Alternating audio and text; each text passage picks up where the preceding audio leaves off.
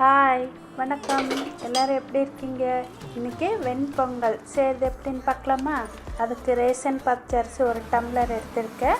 அதுக்கு 3/4 டம்ளர் பாசிப்பருப்பு ரெண்டையுமே ஒரு 3-4 தடவை கழுவிட்டு ஒரு 10 நிமிஷம் ஊற வச்சுக்கணும். அப்புறம் குக்கரில் ஒரு 2 ஸ்பூன் நெய் ஊற்றிட்டு அது காஞ்ச பருப்பு, மிளகு, சீரகம், முந்திரி பருப்பு ஒரு 30 பருப்பு போட்டு நல்லா நெய்யிலே வறுத்துட்டு ஒரு 4 பச்சை மிளகா கீரி போட்டுட்டு கொஞ்சம் கருவேப்பிலை போட்டு நல்லா எண்ணெயிலே வறுத்துட்டு அப்புறம் தண்ணி எவ்வளோ தேவையான அளவு தண்ணி ஊற்றி அதுக்கு அரிசி கழுவி வச்சிருந்தோம்ல அரிசி பருப்பு அதையும் போட்டு தேவையான அளவு உப்பு போட்டு ஒரு 3-4 விசில் விட்டு எடுத்தால் வெண்பொங்கல் ரெடி. அதுக்கு சைடிஷாக புதினா சட்னி வச்சுட்டு சாப்பிட்டா ஆஹா அப்படி இருக்கும். நீங்களும் ஒரு தடவை வீட்டில் ட்ரை பண்ணி பாருங்கள், சூப்பராக இருக்கும்.